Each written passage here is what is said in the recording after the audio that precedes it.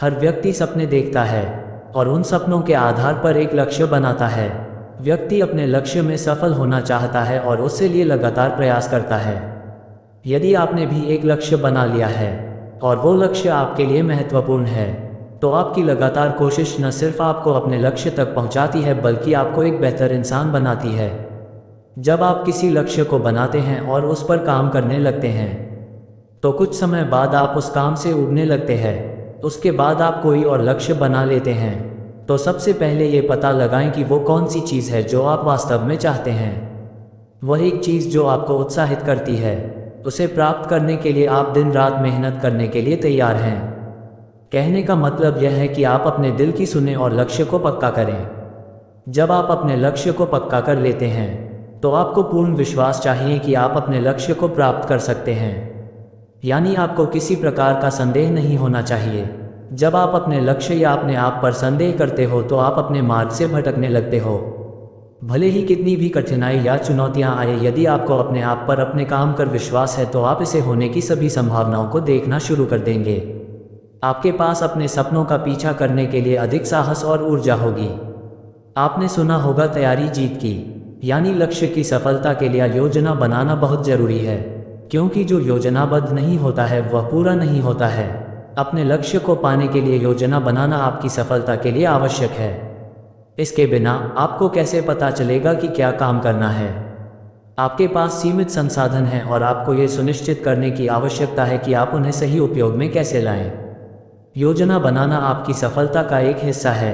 कहने का मतलब है कि पहले आप अपने लिए छोटे लक्ष्य निर्धारित करें, ताकि आप अपनी छोटी सफलताओं को देख सकें और आनंद ले सकें। आपका लक्ष्य जितना बड़ा होगा उसमें समय भी ज़्यादा लगेगा और कठिनाई भी आएंगी।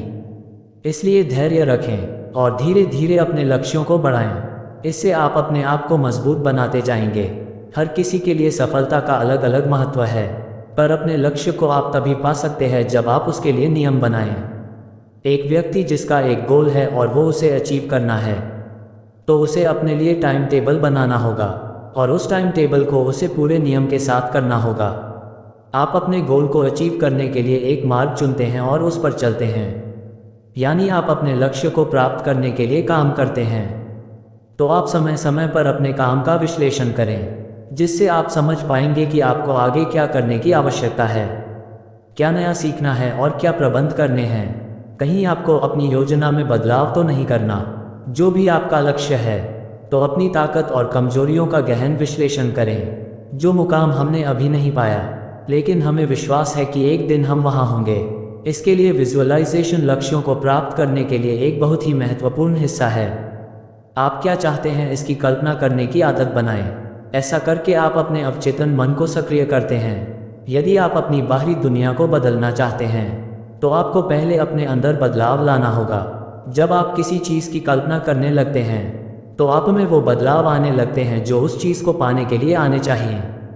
यदि आप ध्यान से देखें तो असफलताएं नहीं होती, बल्कि यह हमें सिखाने के लिए आती हैं।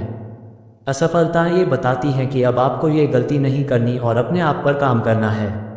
और यदि आप उन असफलताओं से निराश हो जाते हैं, तो वो असफलताएं आप पर हावी हो जाती हैं।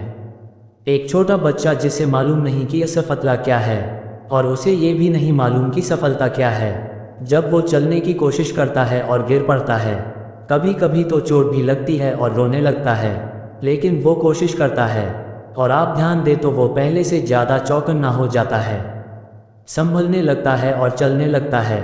हमारे साथ भी यही होता है, बस हमको मालूम होता है, या ये कहें कि हमको बताया गया कि असफलता का मतलब हार जाना, इसलिए हम निराश हो जाते हैं।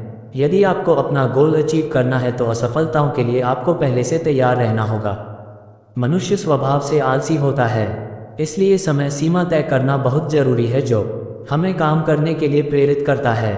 जब आप समय सीमा निर्धारित कर लेते हैं, तो आप उसी के हिसाब से योजनाएं बना लेते हैं।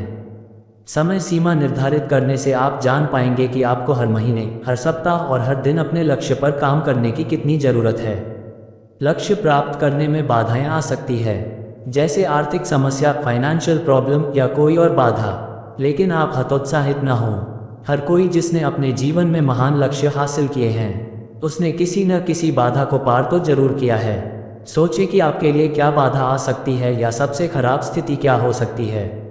ऐसा सोचना आपको उन परिस्थितियों में क्या करना होगा इसके लिए तैयार करती है। इस बात को समझें कि क्षेत्र में विशेषज्ञ बनने के लिए और आपको जहां आप पहुंचना चाहते हैं वहां पहुंचने में मदद करने के लिए आपको कौन से नए कौशल चुनने की आवश्यकता है। सीखना कभी न छोड़ें। आवश्यक और अतिरिक्त ज्ञान और कौशल हमेशा सीखते रहें। कभी कभी यह आपके लक्ष्य की मांग होती है कि आपको किसी से मदद की आवश्यकता है। आप अकेले ही सब कुछ नहीं कर सकते।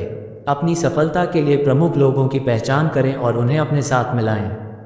टीम वर्क द्वारा आप अपने काम को बढ़ा कर सकते हैं। यदि आपको लगता है कि आपको अपने लक्ष्य के लिए और लोगों के मदद की आवश्यकता है तो इन लोगों के साथ संबंधों पर काम करना शुरू करें। पहले अपनी मदद की पेशकश करें।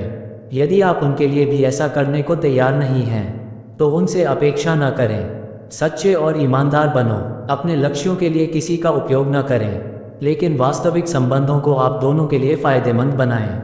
अंत में एक और बात, कभी हार न माने क्योंकि वो कहते हैं न जिस चीज़ को आप दिल से चाहो तो पूरी कायनात उसे आपसे मिलाने के लिए कोशिश में लग जाती है। धन्यवाद।